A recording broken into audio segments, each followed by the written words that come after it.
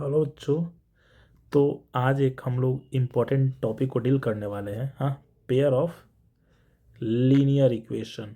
ठीक है, pair of हम लोग लीनियर इक्वेशन देखने वाले हैं इन टू वेरिएबल, जो कि क्लास 10th के लिए है। और ये टारगेट कब का है जी? तो 2026 और बोर्ड रहेगा CBSE। देखते हैं। तो इसमें ना समझ जाइए कि ये 2026 के लिए काफ़ी इम्पोर्टेंट ये रहेगा। हाँ, कुछ कंडीशन देख लेते हैं। ठीक है, यानी कि लीनियर पेयर को सॉल्व करने का क्या कंडीशन है वो देख लेते हैं। तो जैसा कि यहाँ पर लिखा हुआ है कि possibility of solutions and inconsistency. ठीक है, तो फर्स्ट केस आता है इसमें कि वेन, तीन केस है एक्चुअल में। तो फर्स्ट केस जो है वो है A1/A2 not equal to B1/B2। जब ये केस रहेगा तो जब आप ग्राफ ऑब्जेक्टिव में भी पूछ लेते हैं, तो ग्राफ जब इन रिप्रेजेंट करिएगा तो वहाँ पर ना आपको एक इंटरसेक्टिंग लाइन मिल जाएगा, यानी कि कुछ यूं इस तरीके से मिलेगा। हाँ, जरूरी नहीं कि क्रॉस, ऐसे ऐसे भी मिल जाएगा। ठीक है, लेकिन एक दूसरे को ऐसे भी मिल जाएगा, एक दूसरे को इंटरसेक्ट ही करेगा। ठीक है, अगर अलजेब्रिक इंटरप्रिटेशन की अगर बात करिएगा तो वहाँ पर एग्जैक्टली वन सॉल्यूशन मिलेगा। ठीक है, यानी कि सॉल्यूशन क्या रहेगा?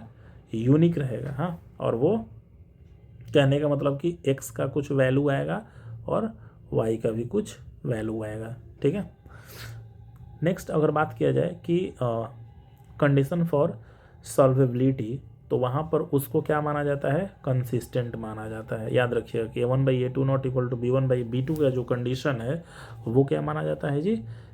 कंसिस्टेंट माना जाता है। हाँ, दूसरा केस है आपका कि when A1/A2 equal to B1/B2 equal to C1/C2। जब ये केस रहेगा, हाँ, तब क्या होगा? तो जब आप ग्राफ ड्रॉ कीजिएगा तो याद रखिएगा कि ये ग्राफ कोइंसाइड लाइन आपको मिलेगा। कोइंसाइड लाइन का मतलब होता है एक लाइन और इसी के ऊपर दूसरा लाइन। ठीक है, यानी कि सेम लाइन इसी के ऊपर रहेगा, तो उसको हम लोग कंसिस्टेंस बोलते हैं हम लोग। दूसरी चीज़ है, अच्छा, तो ये को इनसाइड लाइन मिला। दूसरा, ये इनफाइनाइट मैनी सॉल्यूशन और सिस्टम जो है वो कैसा हो जाएगा जी? कंसिस्टेंस। थर्ड केस जो हमारा है वो है when A1/A2 equal to B1/B2 not equal to C1/C2 जब रहेगा, तब का केस क्या है जी?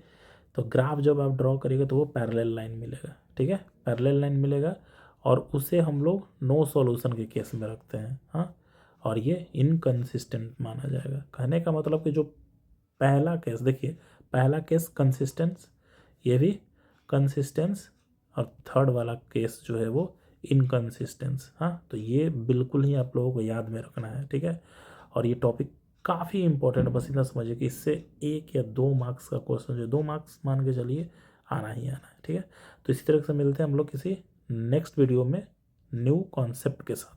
तब तक के लिए